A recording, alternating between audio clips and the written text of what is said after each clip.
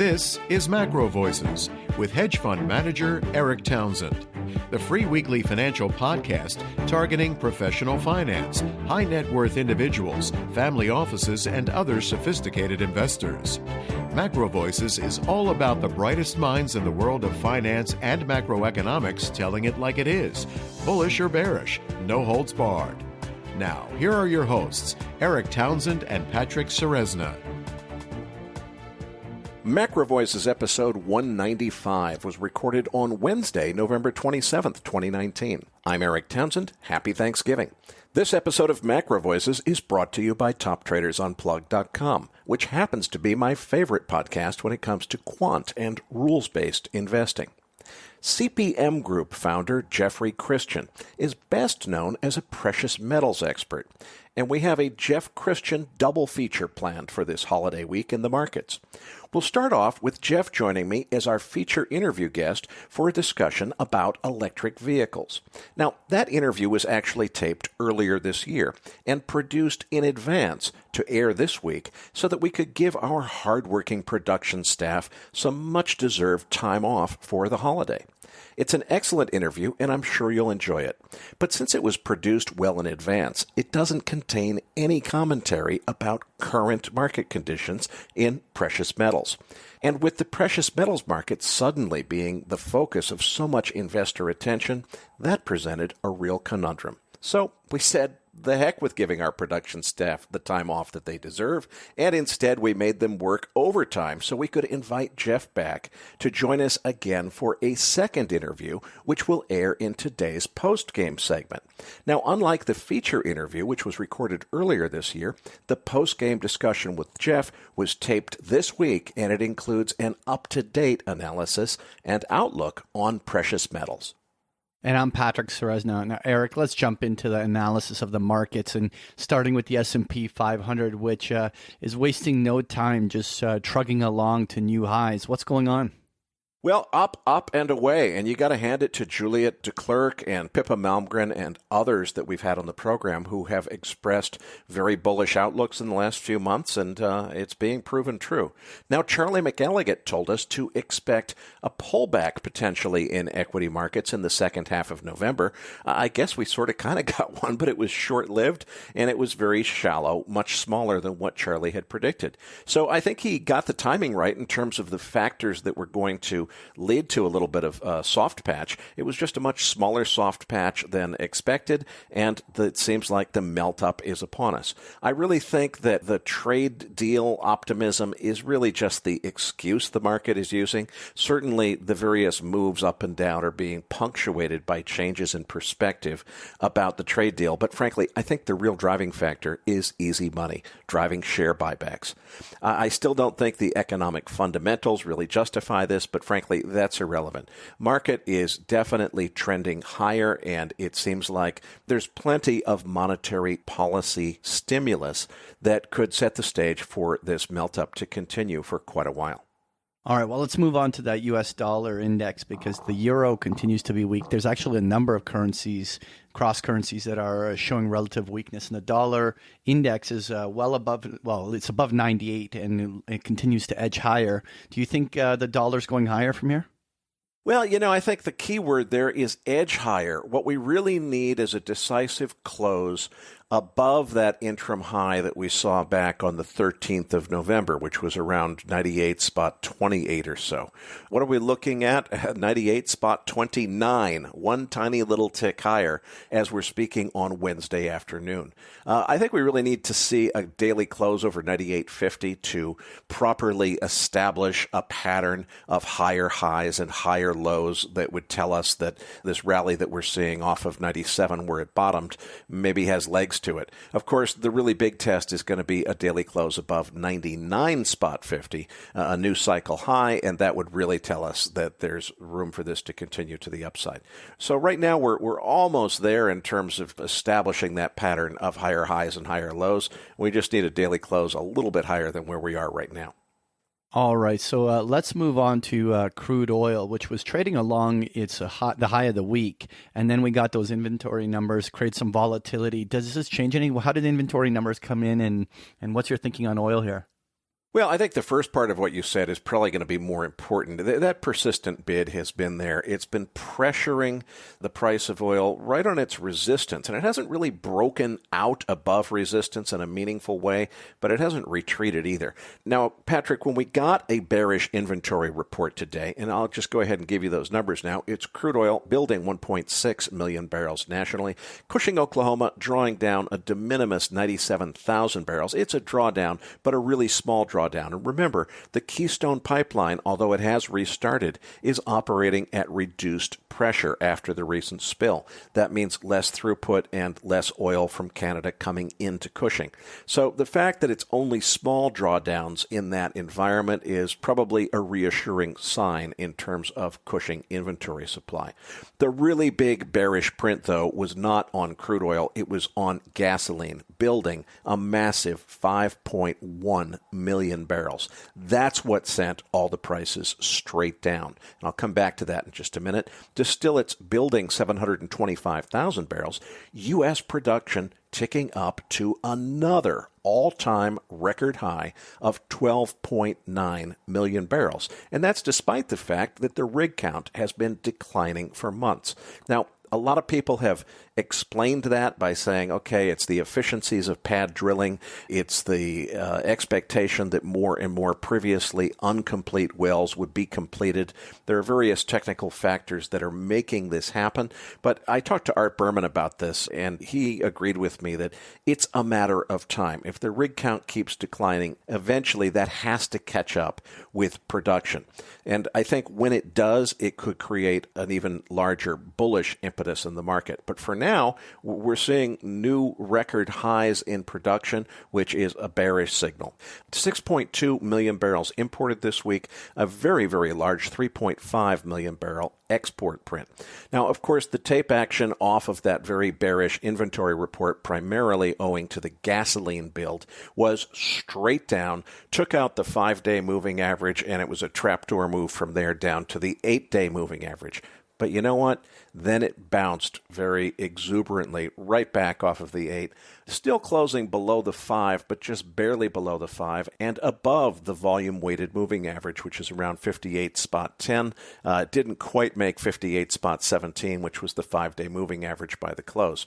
So it looks to me like we had a little setback here due to inventory, but not much of one. I don't see the market crashing from here. There is still this persistent bid that feels like longer-term buyers coming into the market, open interest moving up. Now, there's a video that I want to refer our listeners who have a Hedgeye subscription to. It was Keith McCullough interviewing Mark Gordon, who is a fund manager whose views long-term, it was very fascinating for me to watch this interview. I agree very strongly with Mr. Gordon's conclusions. Ironically, I disagree with him very strongly on a few of the points that led him to those conclusions. I see some of those things differently. But even though we disagree on some of the particulars, we both come to the conclusion that we're nearing the point where we get another phase transition, where we went from the peak oil craze of 2008, $147 oil prices, all of this fear and worry that we were somehow running out of oil, which was never true, but it drove prices crazy higher. Then we had the period of abundance, with shale being massively financed by the liquidity that the central banks have put into the system, creating an overinvestment in the shale patch, in my opinion, flooding the market with oil. We're still in that phase, but it feels like maybe that phase is coming to an end. And when that plays out, we're eventually going to get to a new period of fears about insufficient supply. I thought we were going to get through a recession first before that happened. I really found Mark Gordon's views interesting, so I recommend that one. I believe that interview is only available to Hedgeye subscribers. We do, though, still have, Patrick, I think this weekend is your last chance to use those MacroVoices deep discount coupons for a Hedgeye subscription. Those are described in your Research Roundup email, and we discussed them in detail when we had Keith McCullough on the program a few weeks ago. But I really encourage our oil-interested listeners to watch that interview. Meanwhile, we're going to try to get Mark Gordon onto the show at some point. I'd really love to talk to him about how his views differ from my own. All right, well, let's move on to gold. And here we are, not far from the bottom end of the November range, and gold just can't seem to catch the bid at all. Where's the next move for gold coming in your mind? Well, we're bouncing off of support at 1450. There's a little bit of round number support, but there's also a Fibonacci level there. Now, I expect that we're going to eventually get through this to the downside and trade lower. Of course, I could be wrong. It's one of the key fib levels, so it's possible that this will be the bottom. I don't think so. I already bought at this level, 1452, a couple of weeks ago, and so I'm not going to buy any more here. I'm waiting for about 1420. Our friend Ola Hansen at Saxo Bank had a great tweet out the other day. You can look for that on Twitter. It's OLE_HANSEN, the Scandinavian spelling of Hansen. He's got a great chart that shows the fib levels. They're looking at the big move in oil from its base at 1272 up to the top at 1557. Now, the 38.2% retracement level, the first major fib level, is 1448. In other words, just a couple dollars lower than where we are right now. I think that's the support that has been holding the market price up. I think we'll probably get through it. The 50% fib level is at 1415. Now, Ola is drawing this Fibonacci retracement zone from the base at 1272. If I draw it from where the resistance level was at 1350 instead, interestingly, the 61.8% fib comes in at about 1417.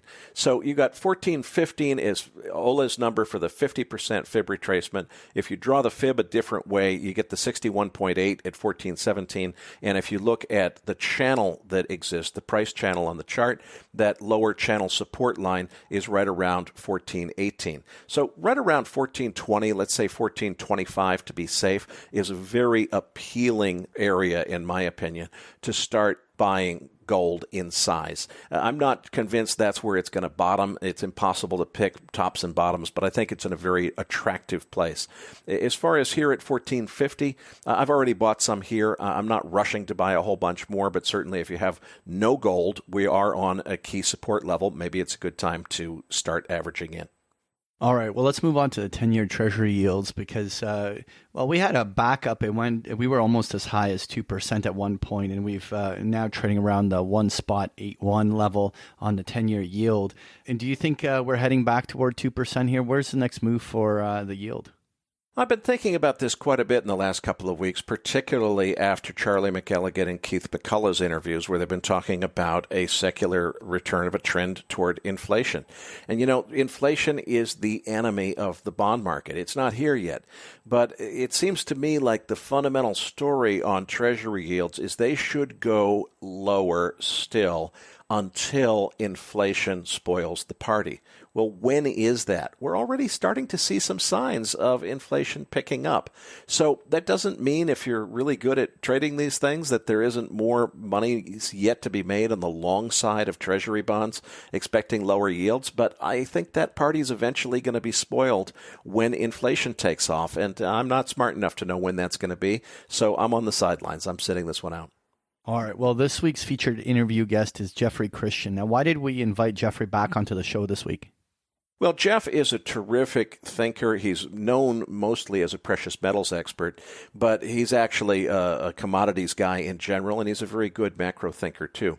We wanted to get a timeless interview that we could air for the Thanksgiving holiday, that we could tape in advance. We decided to do that on electric vehicles, and that was really the original plan for this week's show.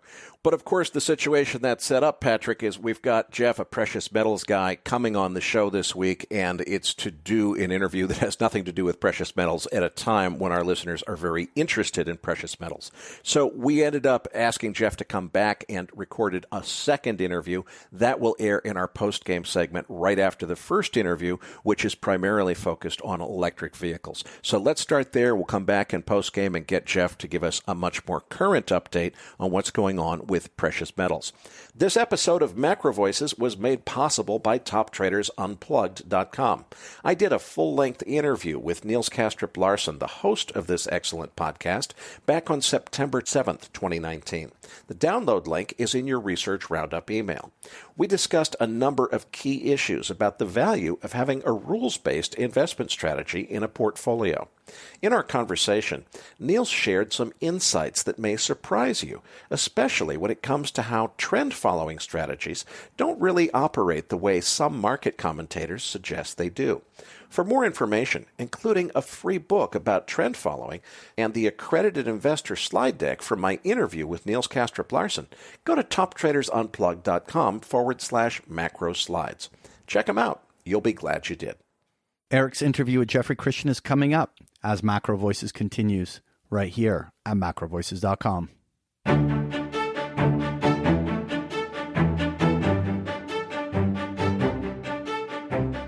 And now, with this week's special guest, here's hedge fund manager Erik Townsend. Joining me next on the program is CPM Group founder Jeffrey Christian.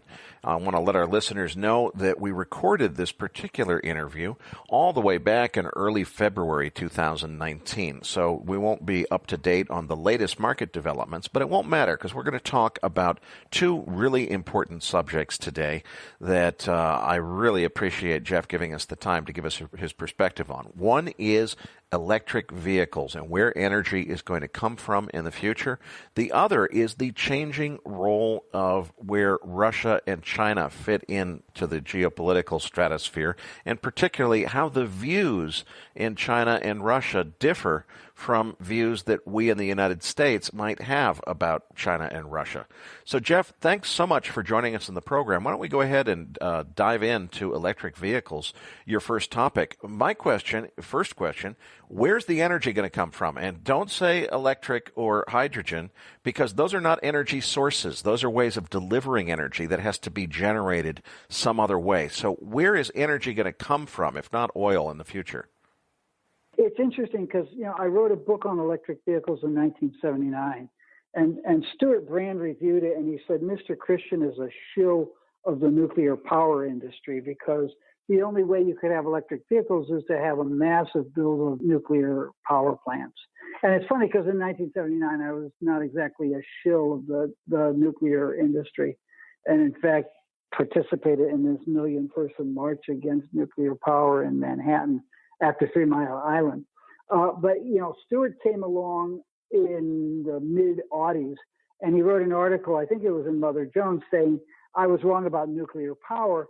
If I look at the world's need for electricity, and I look at the environmental degradation that's caused by various energy sources, and I'm wholly aware of the limitations of really building enough solar and wind and tidal wave capacity to have all of this stuff be coming from renewable sources, I have to conclude that nuclear power is the least offensive environmental source of the volumes of electricity that the world will require going forward.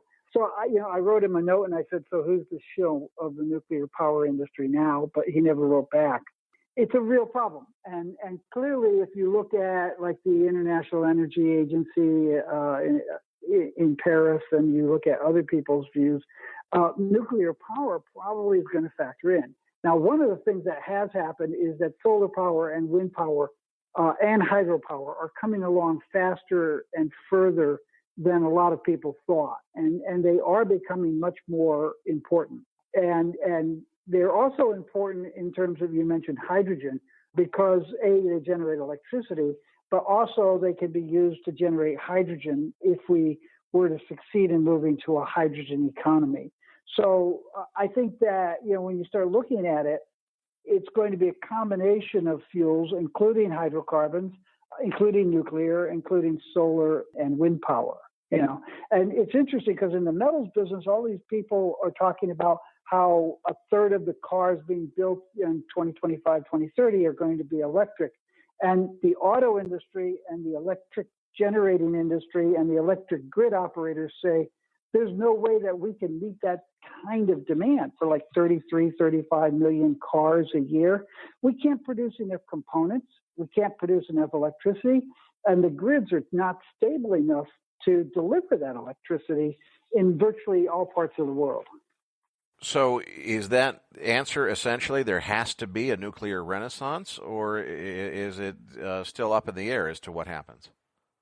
I think it's up in the air, and I think what you're going to see is a variety of power sources, but I do think that nuclear power will have to come back. And, if you look at the nuclear industry and if you look at the power generated by it, it's amazing because in the United States, for example, we haven't really built a new nuclear power plant since the 1970s, but nuclear as a share of energy sources is much higher today than it was in the 1970s. And that's in a greatly expanded power generation business. What you found is that those nuclear power plants that were built in the 50s, 60s, and 70s have been retrofitted and upgraded, and A, they're living far longer than people thought they would, and B, they're generating far more electricity. So I do think that there is the scope for a nuclear renaissance, but you do have political and social problems with it, and you do have the problems that when things go bad with a nuclear power plant, they go bad big time in a devastating way. Let's go ahead and get into your presentation for the benefit of our listeners. There is a slide deck that Jeff put together to accompany this interview. You can find the download link next to Jeff's picture on our homepage at MacroVoices.com. Jeff, as we dive into this starting on pages 2 and 3, what is going to be the motive power of the future? Where are we going to get the energy to run vehicles, and what metals are going to come into play? Are there battery technologies or other uses of metals that come into this story?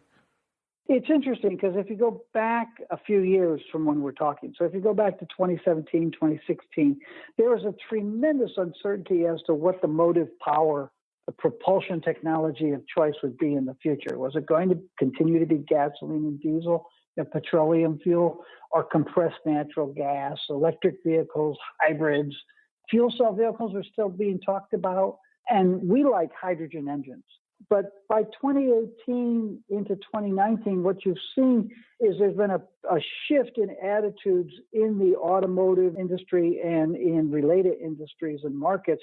And the view now is that electric vehicles are probably the big winners of all of those, at least for the foreseeable future. So we have a chart in that deck where we show our market share by engine type between now and 2050. And it goes out a third of a century, and people say, how can you project a third of a century?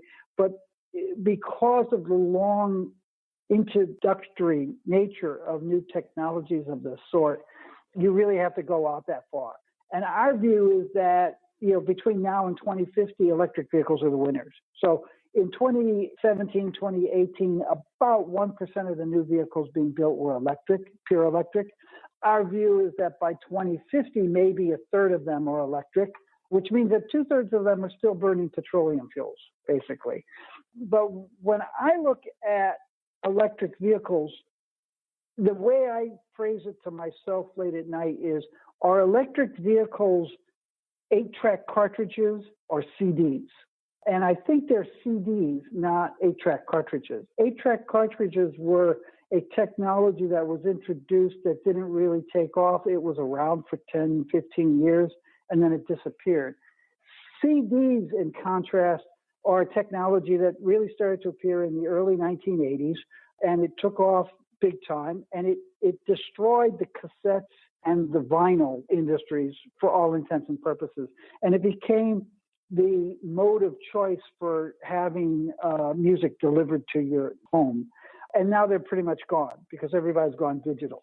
And I think that electric vehicles are sort of that kind of technology. When you look at a new technology, you say, how is this going to be introduced? And there are people who are looking at electric vehicles and say, well, whenever you get a new technology, it's introduced very quickly. Look at cell phones and look at digital cameras.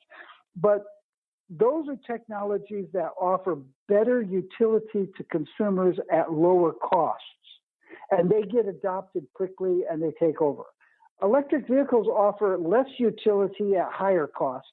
So that's not the right paradigm. The paradigm are CDs. CDs cost 2-3 times as much as vinyl and cassettes when they were introduced, but they were a higher fidelity and a higher quality, and people were willing to pay for them until such time as digital delivery over the internet came and basically destroyed the CD market. So my view is, over the next third of a century, I think electric vehicles are the winners, but over the next 100 years, I'm not sure that electric vehicles will be the winners. Electric vehicles may be a interim technology that we move to because of the pollution and the environmental issues related to petroleum. But that ultimately, I think we do pivot to a hydrogen economy. And 100 years from now, electric vehicles are as rare as diesel or gasoline-powered vehicles will be. Okay, well, before we move on past electric vehicles, because that's a trend that you show growing astronomically out through 2050, I want to talk about where the investment play is there, because you talk to a lot of investors, they'll tell you, okay, you got to look at lithium mining. It's all about lithium mines. Well, wait a minute. Lithium ion is just one battery chemistry, and there's a lot of research being done on other battery chemistries because lithium ion has some challenges that have led to fires and other things. So is it smart to be thinking of this electric vehicle trend that you see coming as a lithium metal trend, or is it really something very different than that? Because I think a lot of people think of it that way. Well, that's the problem. Our third chart is this hierarchy of uncertainties. What will be the motive power of the future? Will it be electric or hybrids or hydrogen or gasoline?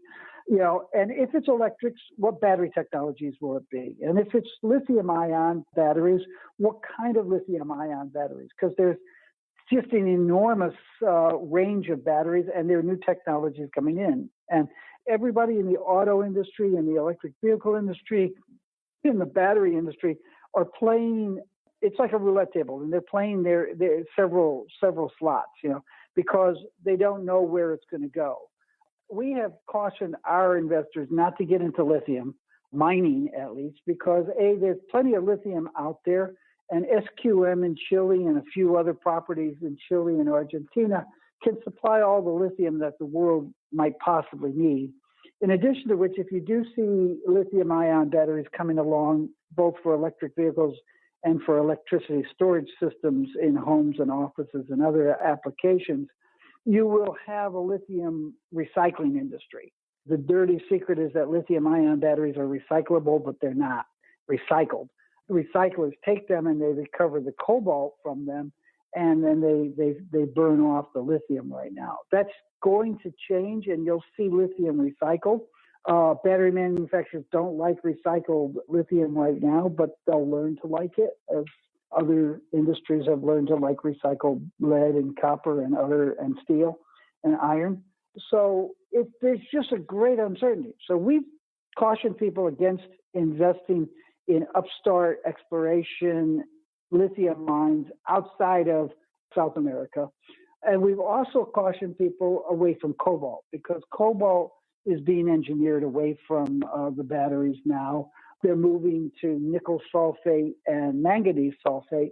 But, it's interesting because while the cobalt sulfate used in lithium-ion batteries is a significant portion of the cobalt market, the lithium sulfate and manganese sulfate used in batteries will be a small part of much larger markets that are primarily ferroalloys. So it's not necessarily nickel and manganese mining that will benefit from the electric vehicle industry. It'll be the chemical processors who take that nickel and manganese and make other things. And then you have the whole issue of, well, will it even be lithium-ion batteries? If it is, will we go to solid-state dry electrolytes, and all of a sudden you solve the thermal runaway issue and you don't have to worry about cobalt and manganese? There's just so many questions out there as to how this technology evolves that it's very hard to figure out where to invest.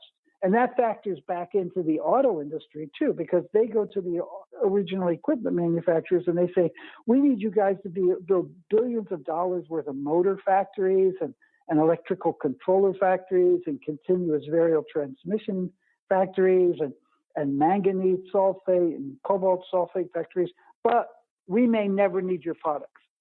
So please invest billions of dollars in these technologies, and we may be there as a customer. And, the OEMs say, I'm sorry, we can't do that. And the auto industry says, well, we can't give you any price or volume guarantees because A, we're not in all that great shape financially, and B, the uncertainty is too great. So that's going to slow the introduction of electric vehicles. and it's going to compound the problems with investors deciding, what industries they should invest in to take advantage of the electric vehicle introductions and revolution. Now, the electric vehicle story is one which is very widely discussed, but a less discussed couple of trends are fuel cells and hydrogen. And hydrogen comes into play both as a type of fuel cell and also the use of hydrogen and hydrogen engines independent of fuel cells. So why don't we start with fuel cells? What's a fuel cell and why should we care? A fuel cell is sort of like a battery, and they use hydrogen, they oxidize hydrogen, and that produces electricity, and then you can use that electricity to power a car or other things that might use electricity. There are several problems with fuel cells, and one of which is that they don't work very well. The technology has been around for probably a century, and it's always been the power source of the future. It's never quite been able to be commercialized. There are people who are looking at fuel cells. For example, Amazon and Walmart have fuel cell forklifts in a few of their warehouses. And what they're finding is that for these things to be commercially and financially viable, the fuel cell stacks need to last 5 years, and they don't. They don't even last a year. I visited a fuel cell manufacturer in Germany years ago, and they were making fuel cell units for home heating. And I was looking at them, and they said, okay, for this thing the payback requires these fuel cells to last like 8 years or longer. And the payback was, I think, maybe 20 years. But they only warranted their stacks for 18 months. Yeah, so it just didn't work technically.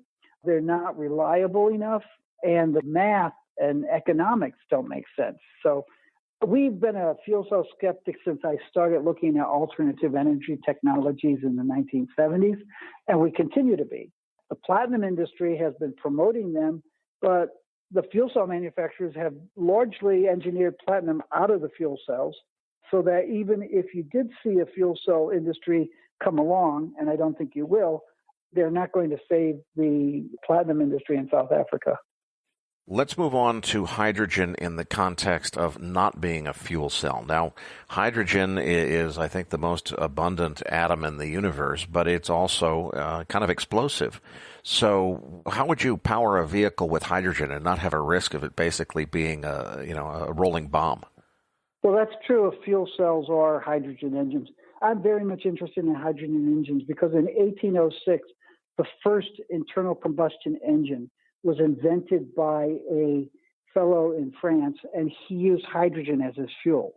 And it was a proof of concept type of thing. He built an internal combustion engine, he used hydrogen, and he showed that an ICE works. And he knew at the time hydrogen doesn't make sense because it's explosive and it's hard to make, and it's hard to safely ship, store, and use. And that was 1806. It was about 57 years later when commercial production of petroleum started in Western Pennsylvania. So, invention was the mother of necessity. He invented the internal combustion engine. He showed that it worked with hydrogen. And then they went off and discovered that they could distill petroleum into kerosene and gasoline and other fuels that they could use in internal combustion engines. So hydrogen engines are a proven technology, and they're very interesting technology. The problem with fuel cells, one of the problems with fuel cells and one of the problems with hydrogen engines is how do you safely ship, store, and distribute hydrogen? And we've been working with a company that is looking at liquid organic hydrogen carriers. And this is a very interesting technology because what you do is you take a common organic liquid, and you hydrogenate it. You add hydrogen atoms to it. And that gives you a liquid that, in the case of our client, the liquid has a volatility and toxicity similar to gasoline or diesel. So you can ship it, you can store it, and you can distribute it through the existing infrastructure that is used to distribute gasoline and diesel. You have a little bit of retrofitting on the technology, but you save $40 trillion in the United States in terms of building a hydrogen distribution system. And more importantly, what you do is you have a liquid that is safer to use and store and ship. Now, the platinum industry in South Africa says, well, If we can get hydrogen safely and affordably distributed, then fuel cells take off. But the auto industry says, no, understand this. A petroleum-based internal combustion engine costs about $3,000. And they're pretty complex nowadays because of environmental controls and fuel injection systems and things like that. An electric battery pack for a vehicle costs about $10,000, depending on what kind of vehicle. A Nissan Leaf is obviously lower cost than a Tesla 3. A fuel cell stack costs $30,000, has higher operating costs, higher maintenance, and doesn't work too well. And a hydrogen engine costs about $1,500 to make. So it costs about half of what a current petroleum-based internal combustion engine costs to make. It has fewer moving parts. It has reduced operating costs and maintenance costs. So the auto industry says, if I can get safe and affordable hydrogen distributed to the pump, I'm going to build hydrogen engines. And, Ford and BMW worked with a company that was called Energy Conversion Devices. They demonstrated a 300-mile range on a Ford Focus probably about 13 years ago. So it's technology that's out there. And, what it comes down to, with the fuel cells, you have to deal with getting the hydrogen safely and affordably distributed and then making the fuel cells work. With a hydrogen engine, you just have to get the hydrogen safely and affordably distributed. If you can do that with liquid organic hydrogen carriers, then you pivot quickly from petroleum-based internal combustion engine to a hydrogen internal combustion engine. It goes back to what I was saying about technological innovation. If you can deliver something that's cheaper and has improved use characteristics, that will be introduced much more quickly. So hydrogen engines have the capacity to, revolutionize the energy market, revolutionize the petroleum industry, and revolutionize global politics, because all of a sudden certain big parts of the world don't matter the way they used to because you don't need the petroleum. I want to come back to my first question, though, because hydrogen is not an energy source. Although it is the most abundant atom in the universe, hydrogen in its raw and burnable form has to be created through some energy-intensive process. The ones that I know about are specifically electricity-intensive. So if you've got to have a lot of electricity in order to manufacture the hydrogen in the first place, why wouldn't you just use that electricity to recharge your electric vehicles? There's several things that are going on there. And, first off, most commercial hydrogen production right now is byproduct of petroleum refining. So you have this catch-22 that if you replace petroleum refining with hydrogen, you don't have that hydrogen. There has been a lot of work looking at using electrolysis, of water to produce hydrogen and oxygen from water. And it is very energy intense because hydrogen loves to build bonds and it hates to break them. So it's very energy intensive to break water down into hydrogen and oxygen. There's been some interesting work with solar and wind power. And again, the power generating industry and the power distributing industry, the grid operators, are looking at this because one of the things that they're facing, both with nuclear power and also with wind and solar, is you generate the electricity when the sun's shining and the wind's blowing, and then you have to store it because those are sometimes off-peak times. So they need a tremendous amount of storage capacity. And some of the utilities are now saying, well, we can use that excess electricity generated in off-peak times to break down water, store the hydrogen, and then use the hydrogen, you oxidize it, you recombine it to produce water, and that's an extremely heat-generating reaction. And then you can use that to generate electricity through turbines or other applications. So there are obviously energy losses breaking down, converting electricity into hydrogen, taking the hydrogen, oxidizing it to produce electricity. But there are other things that are efficiencies that are on an overall utility scale make more sense doing that. And again, then you say, well, if I'm producing that electricity, can I produce it from hydrogen? Do I become a self-fulfilling circle? No, you're still going to need electricity from other sources, and that's something that has to be solved. Jeff, if we're going to replace petroleum as the center of everything in vehicle use with hydrogen, first of all, does that mean that it's nuclear-sourced energy? But particularly, does that maybe change the balance of power around the world? Because right now, a whole lot of how geopolitics works on this planet has to do with who's got the oil versus who needs the oil. If it was not oil that we needed, what else would it be that we did need instead? And would that be uranium or something else? And who's got it? And how does that change the balance of power around the world? Yes. First off, you're probably still going to need petroleum for a long period of time, decades more. But if you start shifting to different types of power, nuclear or hydrogen-based or whatever, you're going to change the political power structure in the world. In the Middle East, there's a joke that my grandfather rode a camel, my father drove a Mercedes, I fly a jet, and my grandson will ride a camel. And you have any number of countries that have been the focal point of ongoing problems in terms of international politics and international political stability.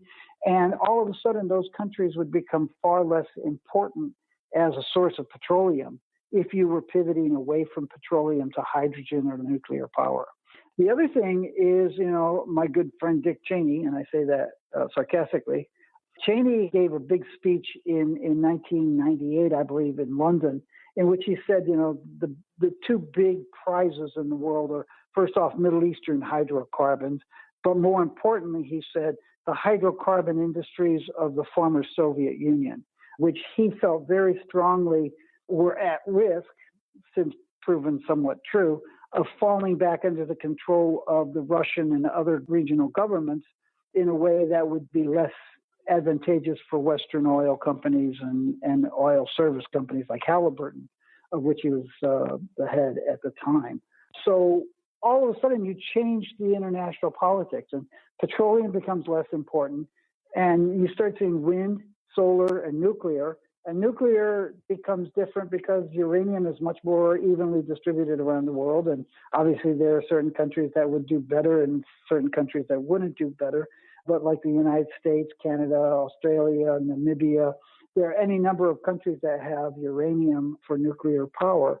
So you would change all of the dynamics of the global political structure if you pivoted away from petroleum. Well, that's a perfect segue into our next topic, which is China and Russia, because something I've certainly noticed is the view inside the United States about China and Russia versus what I gathered from living in Hong Kong of how Chinese people think about China is very, very different. So tell us economically, where did China fit in the world economy? But more importantly, how has that changed in the last 10 years, and how do you expect it to change more in the next 10 years? It's an interesting one because, China probably was it was 6% of world GDP in 2008, and it's probably closer to about 12 or 13% now. And the World Bank estimates are that by 2030, at the latest, it'll be about 15 or 16% of world GDP, going up further. So China is clearly growing rapidly and growing rapidly as a percentage of the world. And that's important because the Chinese government and the Chinese people want a fair place at the table. It's interesting because, yes, in the United States, people, especially politicians, tend to talk about fearing Chinese hegemony and excessive power. But if you talk to the Chinese government leaders and the Chinese business leaders and Chinese people, what they really want is a fair representation. Now, their view is that, maybe not 2030, but by 2050, they will be the largest economy, and they should have a lot to say about the state of the world as the largest economy. But what they really seem to want and what they talk about across topics is moving toward a multipolar world. So a multipolar political system, a multipolar currency regime. They don't want the yuan to replace the dollar as the de facto reserve currency. They want a currency system where the liquidity of any number of countries' currencies is sufficient that those currencies can be used as quasi-reserve assets by people around the world. And they also want changes in domestic monetary regulations so that people can say, I want to hold a certain portion of my wealth in dollars and a certain portion in euros and a certain portion in other currencies, which in many countries you can't do right now. But the Chinese attitude seems to be, we would like to see a multipolar world. And we're not necessarily going after hegemony. There's this very interesting dynamic that you pick up in China. And it's the way I would explain it is that across topics, it could be in the gold business, it could be in the molybdenum market, it could be in international politics. Across topics and subjects, the Chinese say that they want to strive for what China wants, but they must never be seen as making demands on the world. And there's this weird thing because obviously, they say they want free trade, but it's free trade as a Chinese communist government would define it. They want mutually beneficial trade, but from the context that they will be the larger, more powerful trading partner in that bilateral trade. They do actually want to avoid communization, and that comes into play with their One Road, One Belt move, which is actually, A, they want to help those countries build up, B, they want to have access to those countries for raw materials and other things, but C, they really want to try to help those countries protect themselves from imperialistic pressures from other countries. And you do that by building up your economy and your political system in all those different countries. And they also have this whole thing about avoiding interference in other countries' domestic affairs. And when you ask them about that, they say, well, we tried that in the past and it never worked out well. So I think the Chinese have this view of where they'd like to see the world move, and they understand it's a long, slow process, and they want to do whatever they can to help that process occur. And they get a little bit stymied by the U.S. when the U.S. says, no, you're trying to take over the world. Now, speaking of taking over the world, if you listen to U.S. news media, it sounds like we ought to be worried about the aggression that suddenly has developed coming from Russia. But people in Russia actually have the opposite perception. They tend to think it is the U.S. that is the source of the aggression. So how does that dichotomy get explained? There's a lot of stuff. And, first off, I don't want to sound like an apologist for Russia, because Russia has its issues. But, there's a cultural thing in Russia where they look at the world from Russia, not from the United States. And they see Russia, and then they see what they sort of call the hinterlands, which are the countries immediately surrounding Russia that traditionally Russia has had a lot of power and influence in. And they see that as a buffer.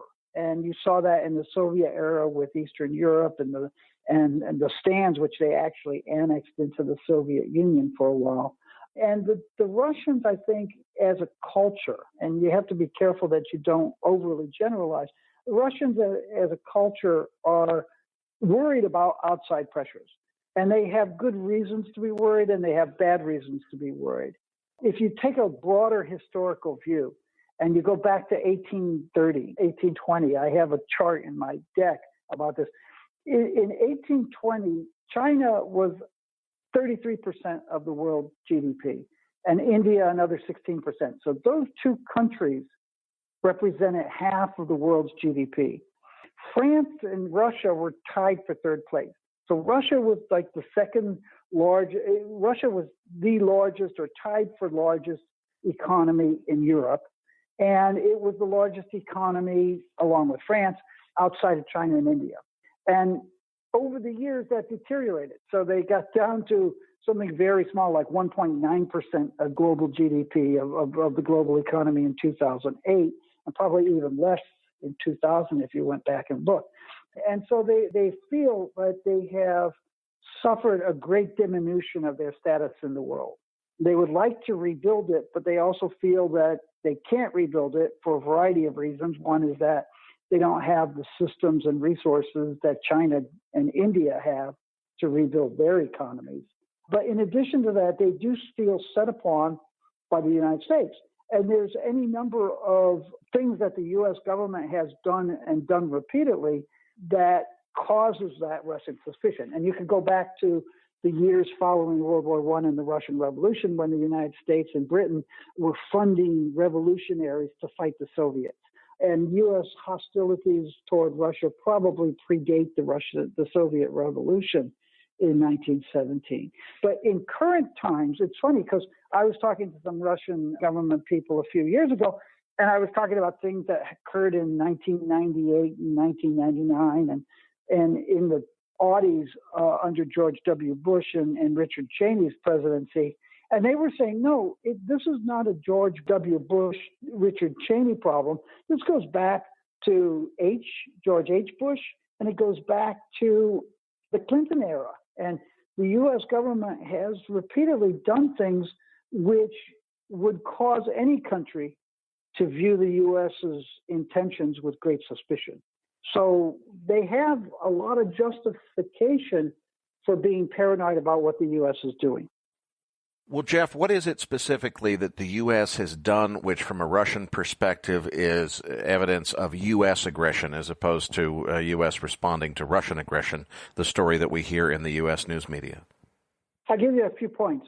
In 1990, the U.S. government agreed with the Russians orally that if the Russians allowed Germany to reunify, that we would not expand NATO beyond Germany. And obviously we did. We brought in Poland. We brought in some of the former Soviet republics. And when the Russians complained, the U.S. government's response was, well, we never agreed to that in writing. You had problems with Richard Cheney and Wolfowitz. And Putin came in sort of as a reformer, believe it or not. But what he found was that he was trying to reform a Russia that was really in bad shape in 2000, 2001, while the U.S. was very hostile to it. And he took the oligarchs aside and he said, look, here's the deal. I know you stole corporations from the government and rigged bids, and I know you didn't pay taxes for 10 years, and we won't pursue you for those financial crimes if you do two things. One is start paying taxes going forward, and the second thing is stay out of politics. And Mikhail Khodorkovsky famously was arrested because he was, outside of the Putin's party, he was the second largest financier of the Duma elections in 2003. But if you go back to 2 weeks before Khodorkovsky was arrested, he was on the front page of newspapers around the world talking with Richard Cheney, the vice president of the United States, about the Russian elections that were coming up. So, these guys were very blatant in saying this is what we're going to do. I mentioned Cheney's speech in London where he said the big prize is to make sure that we can keep control of Soviet and post-Soviet hydrocarbon assets and keep them out of the hands of the governments there so that we can do business with the people who basically stole those assets. And, that would cause me to be suspicious too. Jeff, before I let you go, let's touch on what you do there at CPM Group, because I think a lot of people don't realize it's really more than just gold and silver, which you're extremely well known for. What do you do at CPM Group, and what services do you offer to people? Right. We offer consulting and research and asset management and investment banking advisory services for assets that are related to commodities. As you could tell from my discussion, I studied Soviet and Chinese politics in university, and I studied political economics in those countries and on a global basis in university, and a lot of that was commodities oriented. Then I got into energy and alternative energy markets, and I wrote about electric vehicles. So what we do is across commodities. Now, most of the stuff is actually precious metals because that's where most of the money is. If you look at the commodities markets, gold, silver, platinum, palladium represent probably less than 2-3% of global new supply of commodities on an annual basis. But if you look at gold as a percentage of commodities being traded and invested in, it's closer to 35-40%. So people will come to us and say, I'm interested in commodities-oriented investments. And as you talk to them, you realize they're really talking about gold or gold and silver. So a lot of what we do is gold and silver because that's where the money is.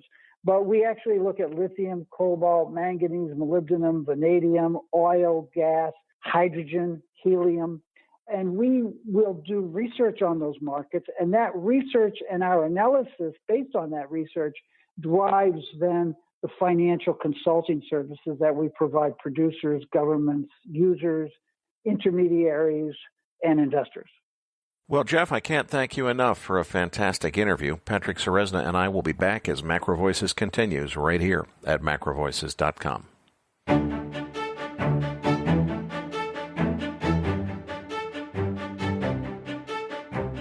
MacroVoices is a listener-driven program. Please email requests for specific future interview guests to requests@macrovoices.com. You can email questions for the program to mailbag@macrovoices.com, and we'll answer them on the air from time to time in our mailbag segment. We also welcome your suggestions for how we can improve the program. Now, back to your hosts, Erik Townsend and Patrick Ceresna.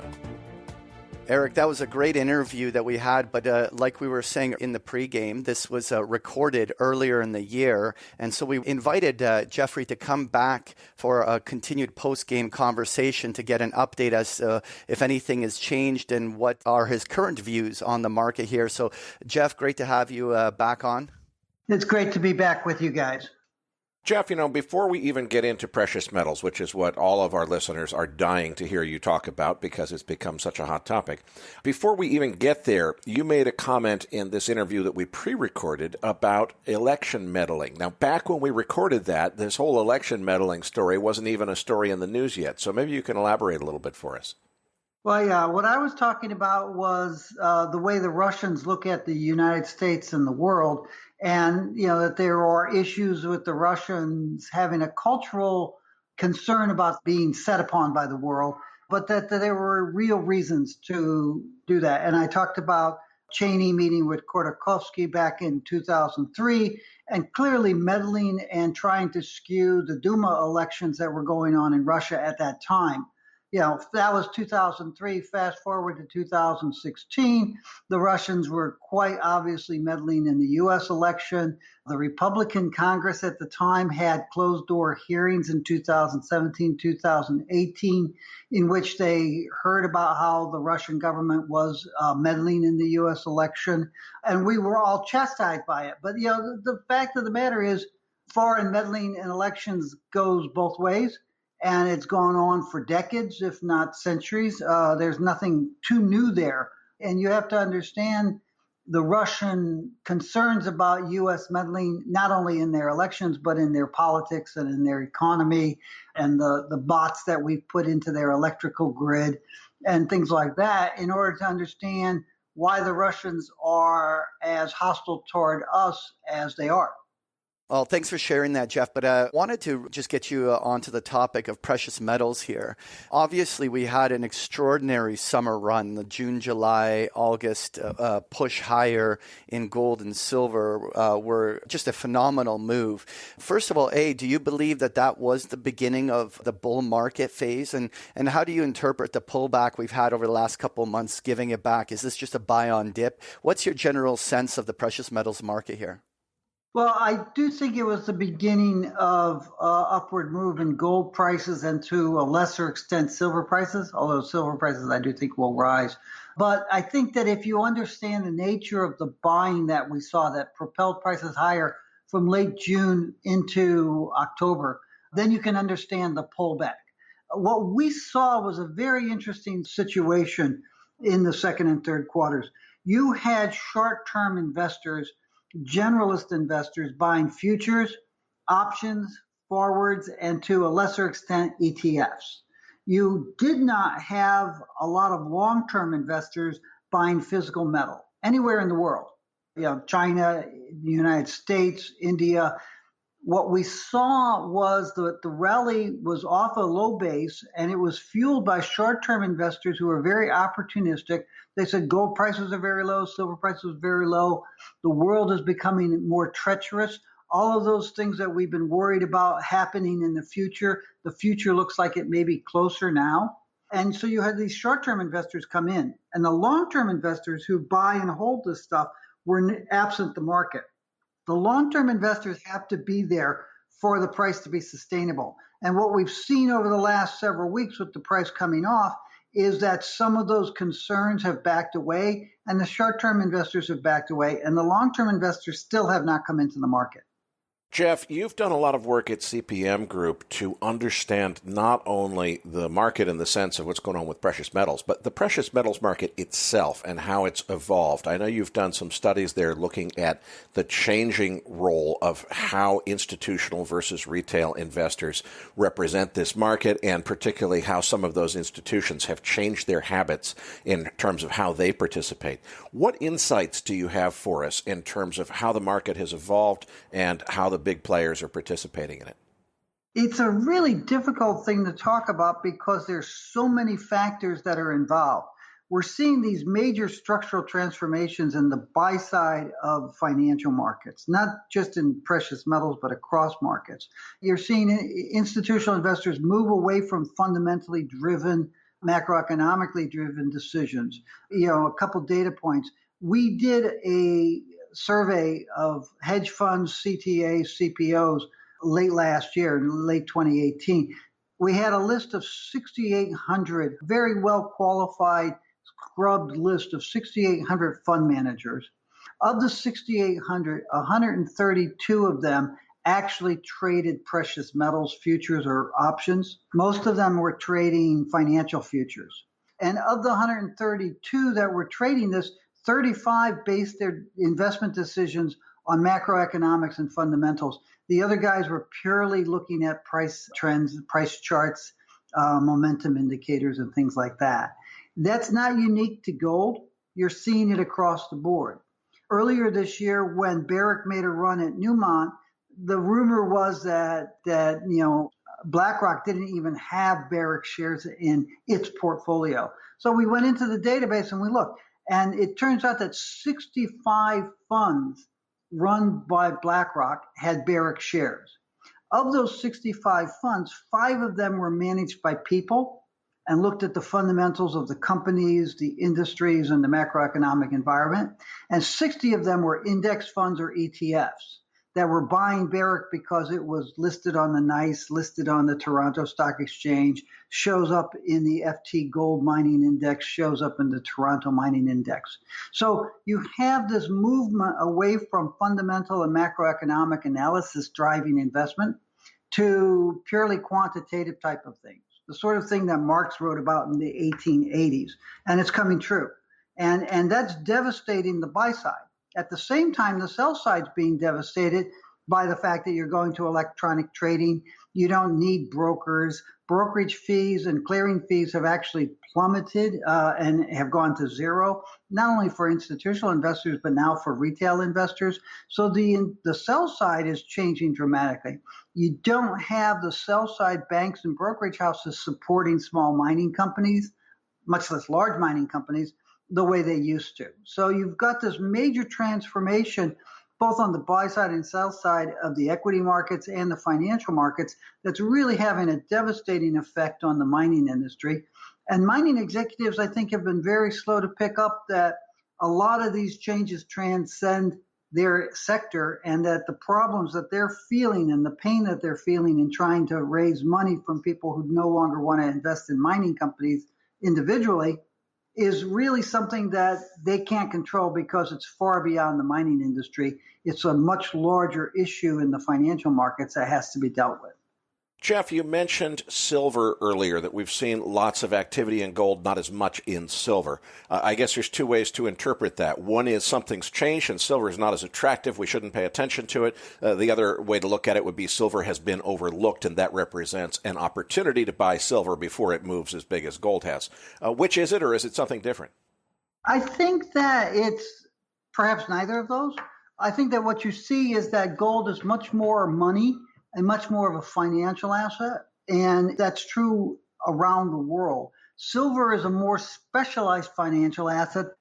People in India and the United States, and to a lesser extent China, see it as quasi-money, see it as a financial asset. It's much more of an industrial metal, and it's viewed in Europe, for example, as a much more of an industrial metal. So I think that what you're seeing right now is a combination of two things. Gold is rising because people are worried about the state of the world, the state of the banking industry, the state of financial markets, and they're buying gold as a risk hedge and a portfolio diversifier. And they're buying more gold than silver because they see gold more in that light than they do in silver. In addition to that, you have some people who are looking at silver more as an industrial metal, and they're saying, the dynamics are probably not as strong there. Silver prices rose very sharply from 2005 to 2011, primarily because investors were buying outsized amounts of silver. Since 2012, they've been buying less and less silver, and silver investment demand last year was off 90% from the level that we saw in 2012. So silver prices rose because investors were buying a lot. Silver prices have fallen because investors are buying less. And a lot of other investors look at that and they say, until I see other investors buying more silver, I'm less bullish on silver than I am on gold. Now, moving on to looking at it from a portfolio perspective, is it more prudent to weigh yourself more toward owning the precious metals themselves, or do you see that the opportunity is more in the miners themselves? How would you weigh yourself in a portfolio between miners and the actual precious metals? Yeah, it's funny because, one of the nice things about gold is it does a lot of different things in a portfolio. And one of the things about gold mining is it does a lot of things in a portfolio. I tend to lean more toward gold, and I think that people should have some physical gold and silver as insurance policy. They should also trade gold and silver on a shorter term basis to take advantage of the opportunities to buy and sell the metal. Mining shares are good for really two different reasons. One is they give you a leveraged exposure to gold and silver because typically they have a higher beta greater than 1 relative to the gold and silver prices. So if the gold price rises, if the silver price rises, the mining shares should probably outperform on a percentage appreciation basis, and it gives you a leveraged exposure to the gold and silver bullion markets. And then the other thing is that some of these mining companies actually do well and they return dividends and their share prices appreciate. So gold mining companies and silver mining companies can be a good way to make money. The problem is that it's a very crowded market and a lot of the mining companies haven't really performed for investors over the last 5 to 10 years. So they're kind of in the dogs. So when I'm talking to one of our investor clients, we will usually propose a diversified precious metals portfolio, which includes some physical metal, some futures and options trading, and some mining shares. Right. So I wanted to ask you about the other precious metals, because platinum has more or less behaved like gold and silver, pulled back since the summer. But palladium continues to edge back to its year highs. I mean, we're just hovering around the 1800 mark. What's your feeling about these precious metals? And is there more like upside on palladium prices from here? Well, our view is that palladium prices probably are close to their peak. We don't see them falling because the palladium market is tight and getting tighter. We have, I guess, a little bit of a surplus this year and next year. That could cause the palladium price to plateau. But the palladium market, it remains relatively tight with strong fabrication demand relative to total supply. Platinum prices, in contrast, are basically bouncing around multi-year lows, and they haven't been able to really stage a major rally. They're trading around $900 right now. We think that ultimately over the next couple of years, they could go to $1,000. Ultimately, they could go a lot higher because our expectation is that South African platinum group metals production will probably fall over the next 5 years, while demand for the PGMs will continue to rise. So we expect the platinum price to tighten, the platinum supply-demand balance to tighten, and we think that will lead to at least a short period of time when the platinum price is rising, but it's probably several years out. Palladium is a much more positive story, and I think that one of the things that you'll see, and one of the things that you're possibly seeing in the South African mining industry now, is that these companies are finally stopping considering themselves as platinum miners and they're considering themselves as platinum group metal miners because the palladium market, the rhodium market, iridium, and ruthenium, all of those markets are much more positive and dynamic. They have much stronger fabrication demand and much tighter supply demand balances and lower inventories, except for palladium, than platinum. So I think that the platinum industry in South Africa is, finally capitulating and saying we may have to overproduce platinum in the long run because we need to get at these other metals. Well, Jeff, thanks so much for joining us again. We look forward to getting you back on the show in a few months for another update. Today's episode was made possible by TopTradersUnplugged.com. Be sure to check out my full-length interview with Niels Kastrup-Larsen, published on September 7th, 2019. The link is in your Research Roundup email. For information on sponsoring MacroVoices, please visit macrovoices.com/sponsor info. And, of course, if you have not yet, please register your free account at macrovoices.com. It only takes a few minutes. We won't spam you or try to sell you anything. We'll just send you our free Research Roundup email blast every week, which contains links to all of the best free research that we could find on the internet each week, including download links for our own featured content here on the MacroVoices podcast. Patrick, tell them what they can expect to find in this week's Research Roundup. Well, this week you're going to find the transcript for today's interview, as well as a link to the chart book for Jeffrey's presentation. There's also an article about the Fed's Brainard arguing for capping interest rate levels during the next downturn. There's also a link to an interview with Barton on repo liquidity, POMO, QE, and more. You'll find this and so much more in this week's Research Roundup. That does it for this week's episode. We appreciate all the feedback and support we get from our listeners, and we're always looking for suggestions on how we can make the program even better. Now, for those of our listeners that write or blog about the markets and would like to share that content with our listeners, send us an email at researchroundup@macrovoices.com or tag it with the MVRR hashtag on Twitter, and we'll consider including it in our weekly distributions. If you have not already, follow our main Twitter account at MacroVoices for all the most recent updates and releases. You can also follow Erik on Twitter at Erik S. Townsend and myself at Patrick Ceresna. On behalf of Erik Townsend and myself, happy Thanksgiving to all our listeners, and we'll see you all next week.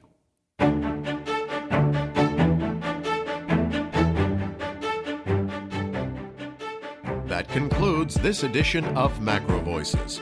Be sure to tune in each week to hear feature interviews with the brightest minds in finance and macroeconomics. MacroVoices is made possible by sponsorship from BigPictureTrading.com, the Internet's premier source of online education for traders. Please visit BigPictureTrading.com for more information. Please register your free account at MacroVoices.com. Once registered, you'll receive our free weekly Research Roundup email containing links to supporting documents from our featured guests and the very best free financial content our volunteer research team could find on the internet each week. You'll also gain access to our free listener discussion forums and research library. And the more registered users we have, the more we'll be able to recruit high-profile feature interview guests for future programs. So please register your free account today at macrovoices.com if you haven't already.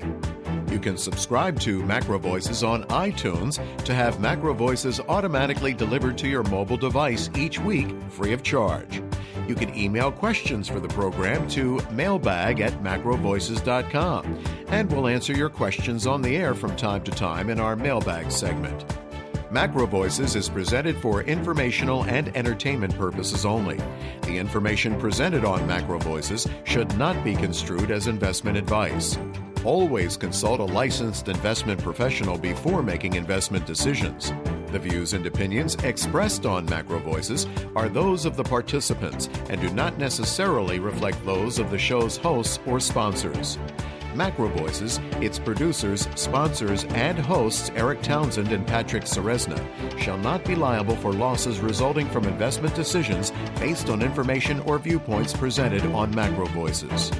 MacroVoices is made possible by sponsorship from BigPictureTrading.com and by funding from Fourth Turning Capital Management, LLC. For more information, visit macrovoices.com.